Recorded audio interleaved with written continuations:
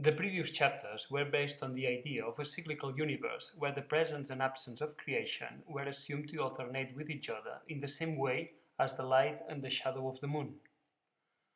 Proceeding in this way, a rotation in the complex plane was obtained. Now, rather than departing from that analogy with the moon, we want to start from more fundamental principles, in particular from the following question: what is the nature of time? Richard Feynman once defined time as the only thing that happens when nothing else happens. At first, it seems very appropriate, but it's not useful to measure it, as he himself pointed out. To measure time, one needs repeating systems, things that happen periodically, such as the transit of the sun or the vibration of an atom or molecule. However, if we focus on this type of systems, we also overlook a fundamental property of time, the fact that things that happen never repeat. Therefore, although there are events that repeat cyclically, their superposition never does. Thus, one can state as a first approximation that time is a sequence of events with a cyclical character and that never repeats.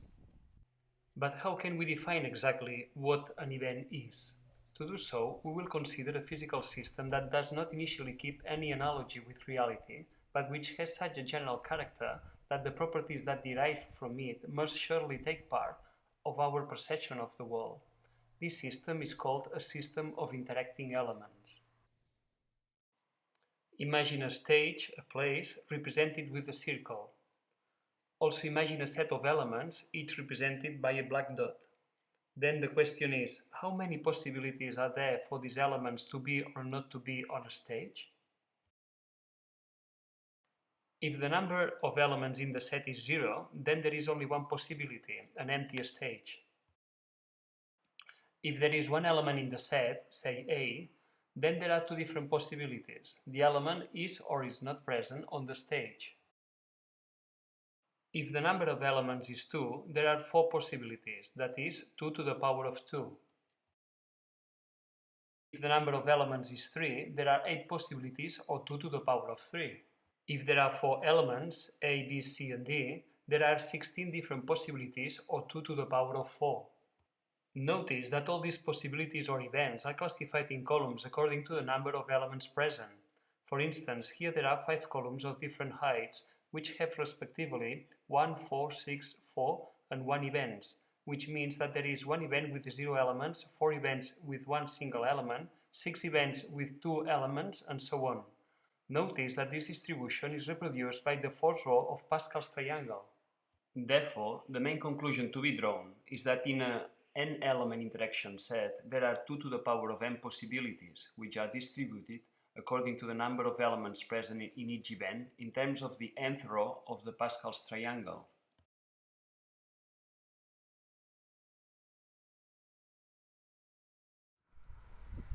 Now that the concept of event is well defined, if all those 2 to the power of n events were to be sorted in a sequence according to a natural order of appearance, what order would they follow? If we were able to answer these questions, we would gain a deeper understanding of the true nature of time, as the mechanism that sorts the different events in a sequence must be nothing but the mechanism of time itself, isn't it? Therefore, it is a matter of sorting those 2 to the power of n possibilities with the hope that this ordering will end up reproducing the timeline. Let's start with the simplest set, the one with 0 elements. There is only one possible event, the empty stage, so there is nothing to sort. To sort the 2 events of the one single element interaction set, there are 2 possibilities, to put the empty stage in first or second place. And don't you think that the most natural thing is to consider the void first, mainly to set the origin of the timeline in the void and to respect its antiquity, since it was already there in the previous case of 0 elements. In the case of 2 elements, the empty stage should go first again, and then one of the elements must appear, say the A element for instance. Next, the most natural thing would be to introduce B and finally A and B together. In this way, the sequence starts with an empty stage and ends with a full stage, thus having a natural progression. At this point, it could be argued that B could be the first to appear. However, in order to avoid this type of considerations, Let's assume for simplicity that the first element to enter is labeled as A. Notice that we are following a constructive process, in the sense that the two first events that were placed were already those of the previous timeline. It seems then that there could be a type of recursive method going on. It could be something like, the first half of the timeline is all the previous timeline. In the case of 3 elements in the set, and therefore 8 events to sort, let the previous result to determine the first 4 events of the sequence. These are the empty stage, A alone, B alone, and A and B together. Then the new element C has to appear somehow, since the cycle between A and B has already been exhausted. The simplest way to do so is to add C all alone, and once C is added, how do we continue? To avoid repetition, element C must remain, and A, N, or B must enter the scene. Let's assume for simplicity that A and B go on a stage repeating its own previous cycle, that is, A enters first, then B, and then both A and B together. Indeed, it's like there is a recurrent way to sort the events. The first half of the new sequence is the previous sequence, and the second half is the same one, but now with the presence of the new element added. Notice that going through the sequence from left to right, the A element alternates its presence, like 0, 1, 0, 1, 0, 1, 0, 1, where 1 represents its presence and 0 its absence. Instead, element B appears as 0, 0, 1, 1, 0, 0, 1, 1. If we do the same with the C element and then group the results in a table, the binary code appears. Therefore, the ordering of the events of the timeline has turned out to be arranged according to the binary code. Notice that, indeed, it is a sequence with a marked cyclical character that never repeats, as expected. Also notice that the mechanism to build up the timeline always uses the previous sequence to form the next one. The fact that there is this recurrence mechanism means that time is built from what has already happened. That is to say, new elements are added only when the old elements have exhausted their possibilities of combination.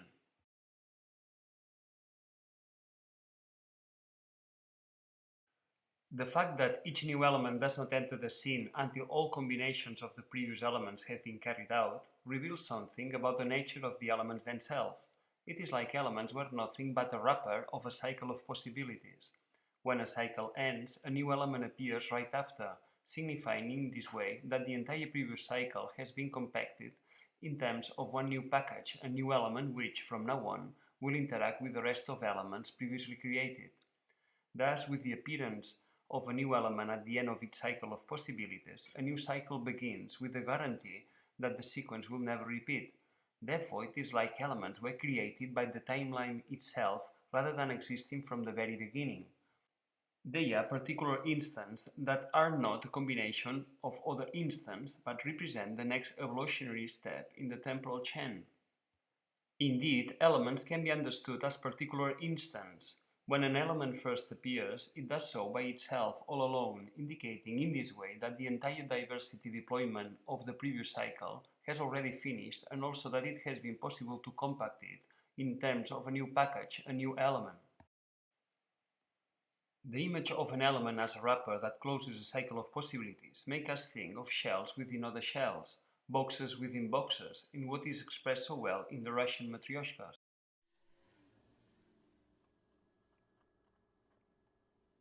In fact, the timeline can be represented using matryoshkas or layers. This representation is more reliable since the size of the elements, now understood as layers or wrappers, becomes explicit. Let's draw the timeline in the case of a set of 3 elements within this picture of elements as wrappers. Since the sequence follows the binary code, the core is painted alternately. Next, the second layer or element is painted in green. And finally, the third one is painted in blue. This representation will be recovered later.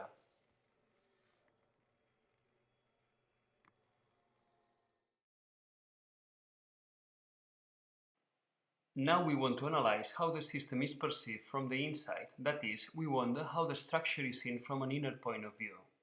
To answer, we will first imagine that we are one more element of the set, say the A element, and then we'll see which properties derive from such an internal perspective.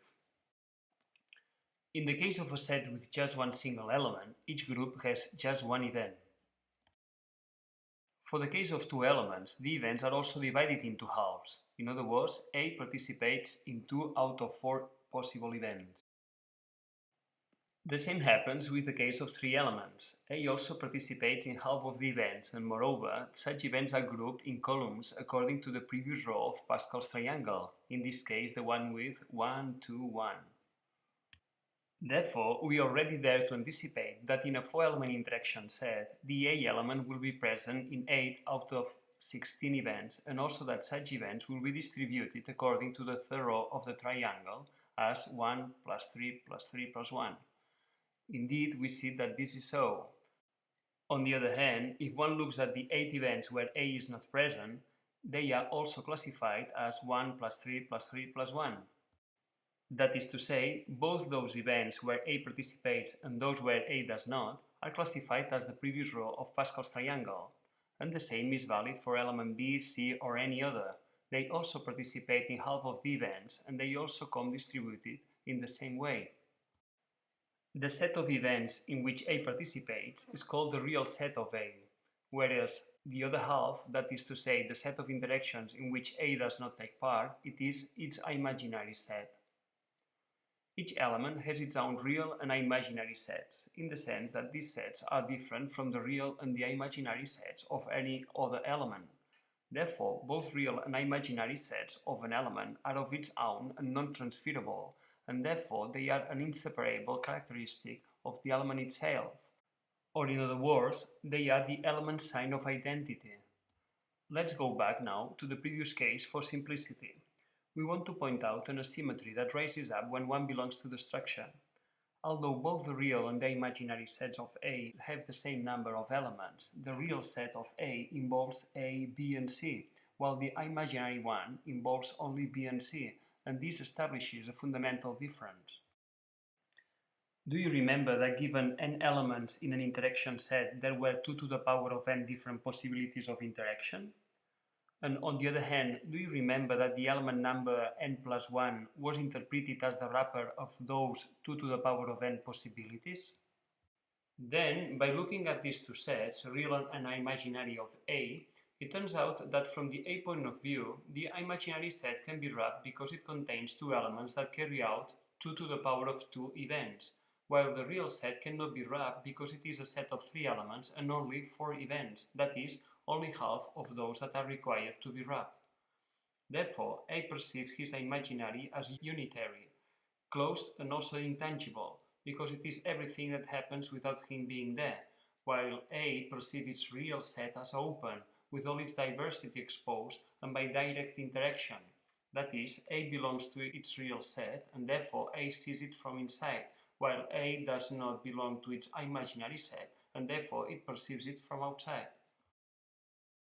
Let the incompleteness of the real set be represented in terms of a semicircle and the completeness of the imaginary one in terms of a complete circle, now with a smaller radius since it is of lower rank for having one less element. Therefore, we come to the conclusion that when the system is observed from the perspective of one of the elements that composes it, a double perception appears. On the one hand, the element observes a wall of diversity, real set, and on the other hand, there is a kind of intangible and unitary phenomenon at the imaginary set going on simultaneously. The fact that the tangible side of A, that is its real nature, is not closed but open, not unitary and with all its diversity manifested, while its imaginary side is closed, unitary and intangible, makes us wonder if the same point of view bears some resemblance to our particular perspective of the world. When we consider our own self, we think of it as a unit. At least, we count ourselves as such when it is necessary to do so. However, one more glance reveals that, in fact, we are one open system in the sense that we breathe, eat, and constantly exchange energy and matter with the rest of the universe. Therefore, even though we consider ourselves a unit, we also recognize that our boundaries are not well defined, and therefore that our own concept of unity is at least debatable.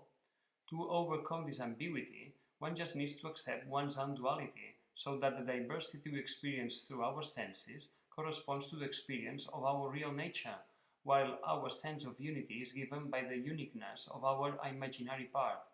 So our body, by extension the perceptible wall, constitutes our real side, while our sense of unity is induced by the existence of our imaginary side. At this point, it can be argued that if our imaginary side is responsible for that part of ourself that is beyond our body and also beyond our physical reality, then it can be deduced that it can be nothing but our consciousness. Indeed, what could it be an intangible set of interactions that belongs to us, that is indisputably part of our nature and that cannot be perceived by direct interaction, that is, with our senses? What could it be, this entity that belongs to us, that is unique and non-transferable, and that no one else has the same? Do we have any intangible on board? Could it be our consciousness? I think so. In my opinion, I think that the imaginary set is, by construction, the structure that contains the same fundamental qualities than consciousness, for the mere fact of existing, of being intangible, unitary, and unique to each of us. I think that the imaginary is responsible of that part of ourself that goes beyond the physical wall and which has all the required properties to accommodate the phenomenon of consciousness. At this point, it is fair to ask the following question. If the self is identified with one of the elements, as we did before by identifying ourselves with the A element, who are the other elements in the set? Who are B and C, for instance? In principle, one could think that they are other people or anything else in the world to interact with. However, if we consider the timeline and its exponential pattern, we immediately realize that this direct correspondence is not believable, in the sense that we see neither ourselves nor other people appearing and disappearing according to powers of two.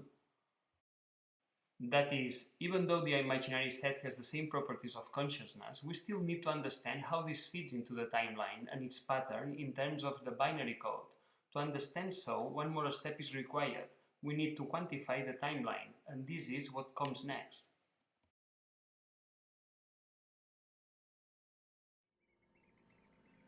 Now we would like to assign an algebraic value to the timeline. To do so, we'll first give a value to each event in the timeline, and then the sum of all the event values will be the value of the timeline itself. Values will be assigned to each event in a very simple manner. The probability of having a single wrapper, or what is the same, a single element on the stage, will be assumed to be equal to epsilon.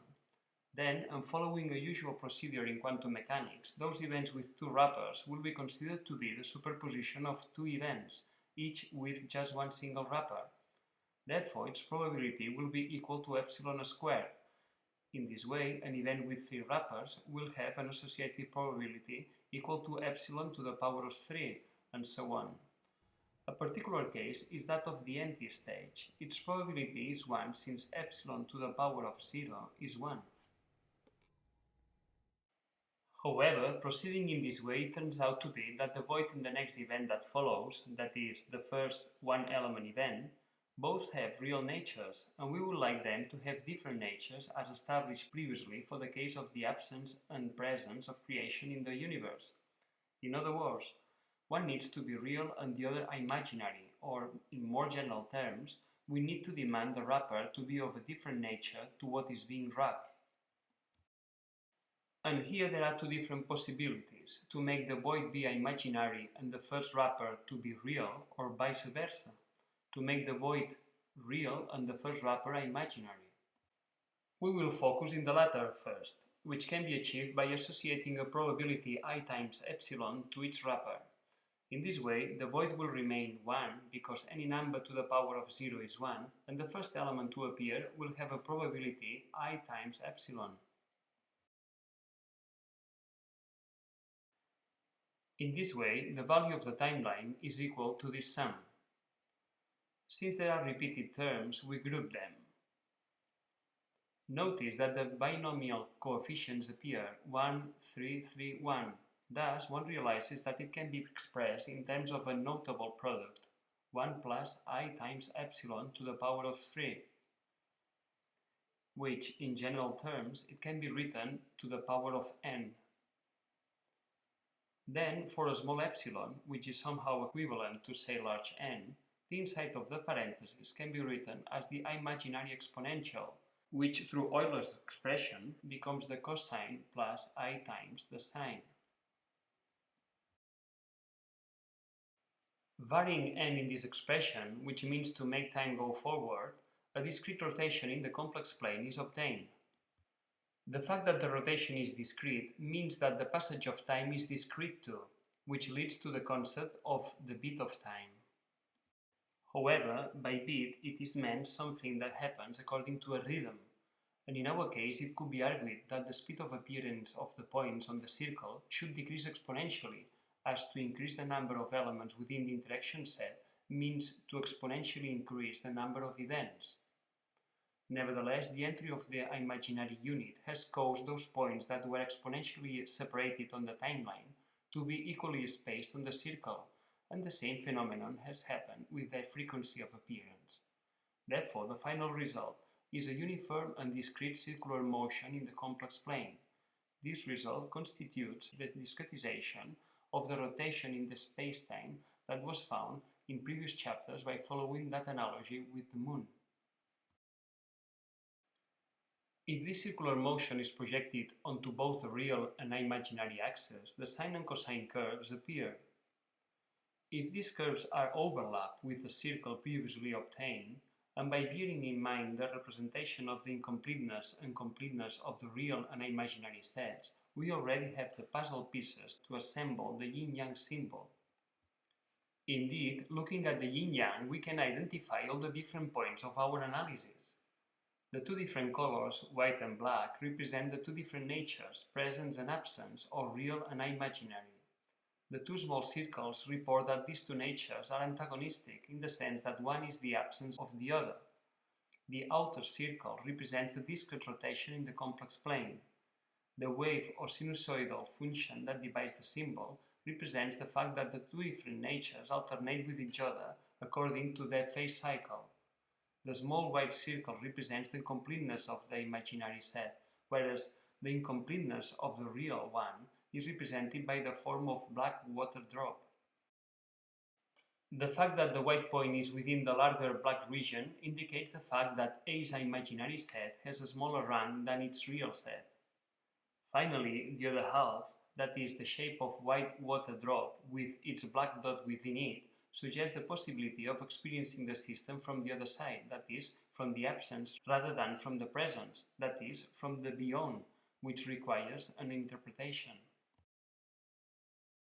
Therefore, in our context, the yin-yang is the symbol that expresses one of the two solutions of the timeline.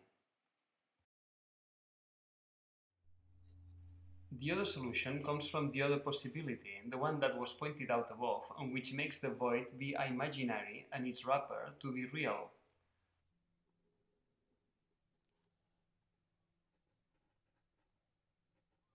This is obtained by swapping roles in the expression of the previous solution. That is, 1 plus I epsilon now becomes I plus epsilon. This second solution, for some reason, does not allow a representation in terms of a sum of even values. However, for symmetry reasons, it will be assumed that this expression corresponds to the second possibility. If this expression is represented graphically, the following result is obtained, which is again a discrete rotation, but in this case, for each n value, the values of the timeline rotate 90 degrees. They go from the point 1 to 2 to 3, etc., obtaining in this way 4 arms rotating at the same time. This figure also recalls other ancient symbols, such as the swastika. Notice that our swastika was turning the other way round. However, this is not significant, but rather arbitrary. It depends on which sign, either positive or negative, is set at the outset. In fact, it can be demonstrated from physics that the right direction of rotation that represents the arrow of time is that of the figure. In the Pyrenees, there is an ancient symbol that stages the second solution to, the lau buru, which in Basque means 4 heads. So the conclusion is, after quantifying the timeline, that there are two different solutions. In the first, and for a large radius of curvature, the points seem to evolve on a straight line. In fact, they follow the curvature of a spacetime, and therefore its motion can be considered as locally linear or cardinal. On the other hand, the second solution is clearly rotational, since from one point to the next one there is a 90 degrees turn. At this point, it is fair to wonder which of these two solutions is the right one. Both are correct, however, one or the other is manifested depending on whether the observer looks at one particular phenomenon, either from the perspective of the presence or from the absence. In fact, a more detailed analysis suggests that the first solution, the cardinal one and represented by the yin-yang, is closely linked to the concept of mass according to the relativistic expression mc squared, while the second solution, the rotational one and represented by the swastika or lauburu, corresponds to the light through the expression h omega, where h is Planck's constant and omega the frequency of rotation or frequency of light. This means that mass and light are two sides of the same coin, of the same phenomenon, depending on whether it is observed from the presence or from the absence. We write this equivalence as mc squared equals h omega.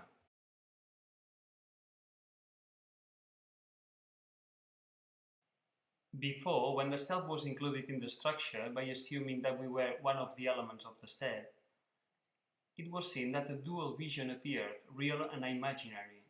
The real set was assumed to be our physical reality, open, non-unitary, diverse, and experienced through direct interaction, whereas our imaginary set, which appeared to be unitary and intangible, was identified with our own consciousness.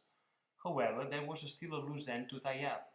Identifying ourselves with one of the elements did not fit the exponential structure of the timeline, since we do not see either ourselves or other characters to appear or disappear according to powers of 2. We said at that time that to fix it, we needed to quantify the timeline, and this is what has been done. The imaginary unit I has been introduced, which algebraically takes into account the fact that we belong to the structure, and this is what has turned the exponential pattern of the timeline into a discrete rotation in the complex plane. This rotation, together with the fact that the self is constantly changing, suggests identifying the self not only with the fixed element as we had previously done with the A element, but with the last created element. In this way, the self constantly migrates from one point on the wheel to the next while following the discrete beat of time, just as the second hand of a clock does when it follows the present moment. Therefore, within this interpretation, the other elements of the set would not be other people or anything else to interact with, but ourselves in previous moments. And now we wonder, does this interpretation maintain a direct correspondence with our daily experience of reality? If the wheel of a spacetime is, on another level, the presence and absence wheel, tangible and intangible wheel, or real and imaginary wheel, since consciousness was identified with the imaginary, this wheel is also a cycle between mind and matter, or in other words, between consciousness and unconsciousness. Therefore, the fact that the self travels from one region of the wheel to another means that it passes through the different phases of this cycle between consciousness and unconsciousness.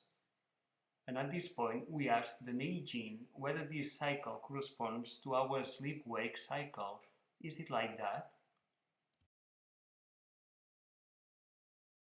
Let's briefly summarize what we've done so far. We wonder what is the nature of time. We assume a system of interacting elements and we counted all the possibilities for them to be or not to be on a stage. All these possibilities were sorted in a sequence to obtain the timeline and the binary code appeared. Then we assumed that we were one of those elements, and the latter allowed us to understand that each element has a dual vision of the system where it belongs. On the one hand, there is a real set that is experienced through direct interaction, and on the other hand, there is an imaginary one that has a unitary and intangible nature. The real nature was then identified with the body, and by extension with all physical reality, and the imaginary with the realm of consciousness. Then we gave values to the timeline, by requiring that the values assigned to the void and to the first appearance of an element on a stage be of a different nature, that is, by requiring the absence and presence to be real and imaginary or vice versa, The timeline produced two different solutions, one that was identified with the yin-yang symbol and which is characterized by being linear and related to the phenomenon of mass, and another one that is rotational, related to light and represented by the swastika. Finally, the self was interpreted as the point that constantly migrates from one place to the next on the circle that represents the cycle of presence and absence, and it was pointed out the possibility to understand it in terms of our own sleep-wake cycle.